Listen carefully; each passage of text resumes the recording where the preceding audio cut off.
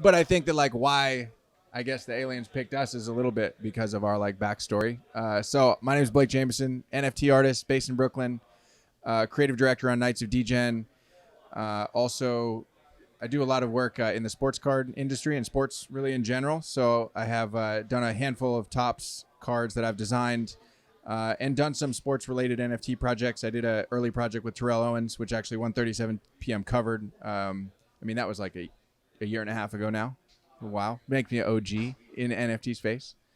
But yeah, just stoked to like be advancing my art practice through new mediums like NFTs.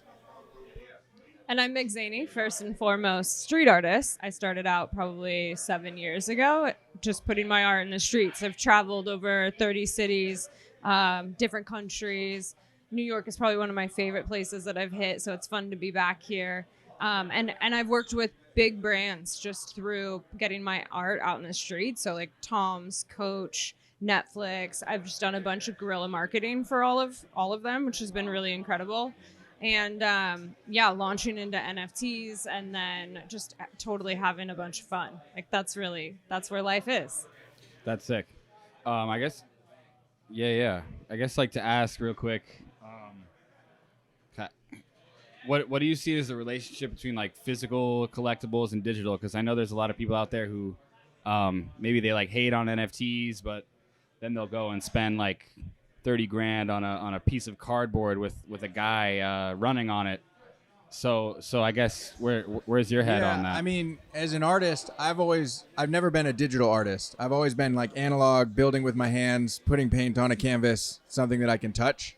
And so to me, when I was transitioned into NFTs first and was like, oh, I could just sell a photograph of this thing from my archive and get to like keep the physical myself, or potentially pair those two together. I thought was interesting. So I've always like been, ever since I've been in NFTs, I've been playing with like the relationship of physical digital.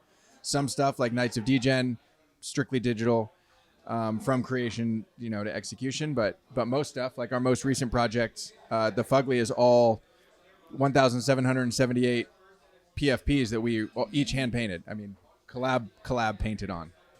That's awesome. But yeah, there's physicals of everything. So what was the process of that? So you painted them physically and then you kind of scanned, or what's the process? Yeah, of that? so those get photographed, and in that particular case, like we weren't making them with the intention of them becoming NFTs. We got abducted by aliens, and then we're forced to paint them over the last couple weeks, and it's been exhausting. And basically, we told them that we had to be back for NFT NYC, and so we had to kind of ramp up production and paint very fast to get them all done in time. And we didn't know if we would get them done in time to be back here. Meanwhile, the aliens were like, they're so far technologically ahead of us that they're like, oh, it's so adorable. You guys are in like your baby blockchain phase. Like that's so vintage. And so they basically took that collection and launched them as NFTs. Stealth launched them yesterday, Sunday, right before NFT We didn't NYC. know. They didn't talk to us about it. They knew that we were coming here for NFTs and we were in the space, but they weren't like, okay, and then we're going to take the things that you painted of us and launch them. So we woke up whenever it was, and we were like, wait a second. We have a sold out. Wait, what did you guys do? And they're like, okay, now you get to go to NFT NYC. And so here we are. It's wild. I mean, we don't really know if there's more aliens. We don't really know what's next, but we're definitely, they want us back in outer space, so we can only assume that there's more. But yeah. I mean, it's wild. I would be like checking my wallet like every 30 seconds to see if the aliens like mutated my NFT or something, or Yeah, I mean it's awesome. And like I think the philosophy of the aliens, and which is like why I think they like picked us in general, is like Earth, to them, art is the most valuable resource on Earth. And so when they look at something like an NFT project, it's strictly about the art. So there's no like utility, there's no roadmap, there's no Discord, there's no nothing. It's the art. There's no properties on these NFTs at all, and every single one is like individually named because it's just whatever their name was. It wasn't like they aren't named number token 238 out of 10,000. You get Waffle Top, Waffle Top, and Herb and Harry Potter Plink. Yeah. I mean, the names are ridiculous. Are bizarre. Yeah, Leg Cup. Things that you can't even there's Zuzurink. You're like, what is that? It's wild. But it's fun because now, like, the collection sold out, and the floor, it's not like it's like going crazy, but like there's action on the secondary, and that experience for the buyers is new and novel because there's no way to sort anything, right? You can't be like, oh, I want the one with the blue hat. You just have to look through them and see which one you like. And like even the way that people are pricing them, you could say, oh, this one's worth a lot, and sell it for more because I like the way it looks. Like it's really just all about the art. And so for us as artists, that's been fun, and watching collectors kind of my question is soak that in.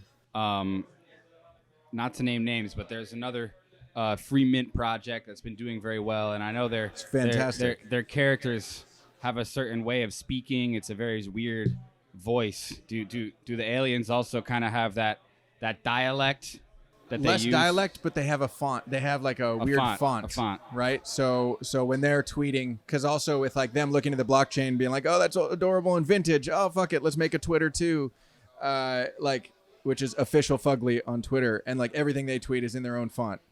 And while we were up there and painting, we had our phones and we thought we were like recording messages, sending them to friends, but they weren't going through as we sent them. They were being kind of modified basically by the aliens and filtered and sent through. And so the aliens were basically like puppet master of our Twitter accounts over the last couple weeks while we've been abducted. We had zero basically, say. We were trying to send messages home to friends and family. At first, it was fun. We were like, "Yeah, we're doing great. This is amazing." And then it came. We were hungry. We were drinking blue milk that they were giving us, and then the messages became a little bit more dire to friends and family. That's where the blue hair came from, right? Yeah, I mean, it's all over. Yeah. Blue milk. I mean, my hands have blue milk on them. I mean, it's just wild. which is alien breast milk, by the way. It's Gary P sauce. Basically, yeah. I'm still not a fan. Yeah. But it was a fun experience. I think like we learned like being locked in a studio for weeks and just being forced to like paint as many things as you can as fast as you can, but also getting them right. Like some of them were very particular and whatever. It was fun artistically, and now like getting to finally be back on Earth. Yeah. And like see the people like Earthlings, I guess, like responding to it and appreciating it, right, for the art that it is. Both from like the NFT, the actual just image, and then also just like this whole storyline that has happened to us basically around it. I think people really are enjoying. No, that's so sick. I was gonna ask something, but I forgot. That happens. Give me a sec. It'll come to me. Well, I can tell you that the bathroom situation sucks in space. I don't know if that's going too deep, too far, but in order for you to recollect your question, I'll just give you information. Yeah, bathroom sucks. Everything else was The whole time these clothes. We didn't pack a change of clothes. They could have done that for us. Well, we didn't think we didn't know when we went through the portal that we wouldn't get to come back. Right, I would have brought a suitcase probably. True. Crazy. Like packing for NYC NFT. Right. Yeah. I think I definitely would like to tell people where it is because we didn't really say that at all. Yeah, but where can they find the project is called? Where can they see the collection? The Fugly Vintage Genesis on OpenSea. Website is fugly.app, and on social media, the ones that they've chosen to be on, it's just official Fugly. They don't like Discord, neither do we, so that works out. No aliens in Discord. Yeah, Fug Discord. It also, because they're called the Fugly, like we've been able to kind of build that into language of like Fug, yeah. People like that. Do they on Twitter collect? And otherwise. Do the aliens collect any secondary royalties? And if they do, are there any plans to like transport you guys back with the funds? They definitely want us back. Yeah, they definitely want us back. They've made it very known that they're not done with us. What that means, we really but have I also think no idea. They're really into the art in general, that I think that we could probably negotiate with them to have other artists involved, right, and us be more of a artist broker or recruiters. You worked in recruiting for a while. Yeah. But yeah, I mean, I think that there is a chance to bring other artists in and then maybe soften the blow, letting them know about, blue breast milk sucks. So like train, like when astronauts like train and they have to eat space food. So that's like a question mark in the future. And then the other thing is like all of these are physical paintings. Wow. And they're painted on these giant boards that are 4 feet by 8 feet. Wow. So there's 32 portraits of aliens on each side. And those are all in the alien's possession, but they aren't necessarily attached to physical possession. So our thinking is finding fun ways to reward the token holders ultimately. But even that was going to have kind of some logistical challenges and like probably gamification, because like we painted on every single thing that existed in the studio, including like a street sign, FedEx boxes, like pieces of plywood. Like the table was like plywood. We were running out of paint. Front and back. And so like if you have this Fugly that's here, there's another one that's behind it, right? On the other side. So you would have to collect both to be able to get that. Oh, wow. And sometimes they're like on weirdly shaped things where it's like you just got to get the whole thing, and then you get that whole piece. That's pretty nuts, man. Right? Like there's 2 of them that were painted on a skateboard. Like 2.5. We wouldn't cut a skateboard in half. Right. That's true. Yeah. You know, so you'd have to collect both of those, and then you could maybe get the. Or maybe the physical thing is like way too big to even like ship to someone's Well, house. some of the Some of them physicals, are. some of the physicals are huge. Yeah, 4 and we feet by might- 8 feet. You need like a transport ship to help you out. Portal. Yeah. Shove 'em all We through also the could portal. chop it up into more manageable Earthling size. I don't know. To be We're open-minded determined. to it. Yeah, It's, we're still figuring it out. We're just lucky to be alive and happy to be here. Yeah, Yeah, we're yeah. just wrapping our heads around that landing too of coming in. I mean, we spent 17 hours through the portal getting back here. Okay, So can I ask some questions? Yeah. Just like general questions. Definitely. Like, what is your biggest L? Would you say in terms of NFTs, crypto? My biggest L, definitely. So when Proof came out, I got 2 of them on the floor. I spent about 1.5 each, ETH each. I bought 2 of them, thinking I was gonna hold one and flip one. Or no, actually, I bought fucking 3 of them. Sorry, fucking 3 of them. I bought 3 and thinking I was gonna flip 2 and then keep 1. And then the price kind of it went up, and it got to like 6, 7, 8, and then it started going back down. It was like 7, 6, and I'm like, oh crap, I better sell them. Like that was the peak, and so I sold all of my Proof passes, which then proceeded to, within 30 days of me selling them, went to 100 ETH each. And I've never had 300 ETH in my possession, and it would have been really nice to have. And that's when ETH 2 was like $3,000. Like, so it was like, that's insane. And I totally just paper handed the crap out of that and let that slip through. And I was like, you know, I live in New York. Meg lives in LA. I really want to move to LA. I will move to LA this year. And I'd like to buy a house out there and build like an artist compound. And I like looked at that Proof thing situation as like, I just totally let the house slip away because I had to sell it like a paper-handed punk. So that was pretty bad. And then the other thing is like when apes were minting at the same time that I was launching the Terrell Owens project. And so I was kind of really caught up in that. But I also like, I'd sold a lot of one-of-ones of my own stuff. So like I had a good amount of ETH where I was just going out and finding like cool one-of-ones that I like, supporting artists, just buying stuff. Like my collection is very eclectic. And I had like 3 very smart people in the space that were paying attention and be like, yo, you should mint these apes. Yo, you should get this. You should get this. And I'm like, why would I get a collection?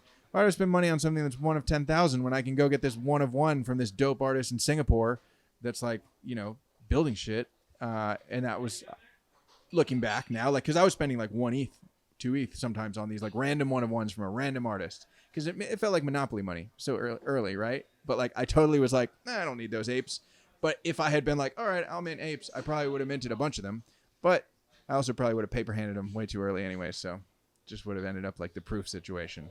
I think But those are my 2 L's. I mean, I think L's really, for me, that doesn't really resonate with me. L's is in losses, but I don't think it. Really? L's or lessons or losses? Well, anyways, I'm going to spin it in terms of the way that I received it, but losses. And I never really think that I lose anything. It's just an unexpected outcome. I don't really have a case study to back that up on a... Actually, I do, but I won't go into it because it does at times feel like a loss, but it's just an unexpected outcome.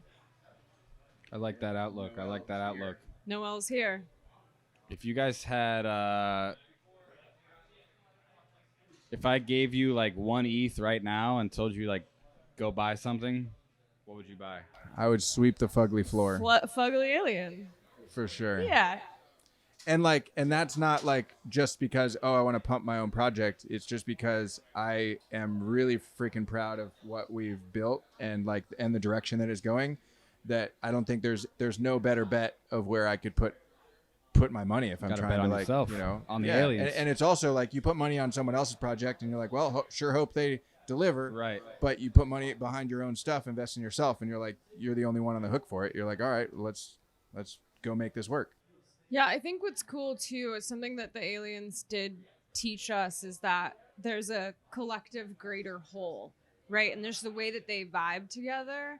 They don't give a shit about like the minutia, right? Like race, creed, like they Right. don't give a shit about any of that. Color, shape, size. They're vibrating on this frequency that is insane. And I think that's what happens when creatives get together. They put behind all their bullshit. And I think with this project, like that has really instilled in me like what our life's purpose is. It's not to just sit here for the next 200 years and still argue about the same bullshit. It's to really just level up, like our tech wise. The fact that they were like, blockchain is at its baby infant stages. Like, watch out. Like, we're leaps and bounds past that. Like, what are you guys sitting around doing? Like, get it together. Go do rad shit. And I think that's what's to come out of this project and hopefully just blazing the way on that.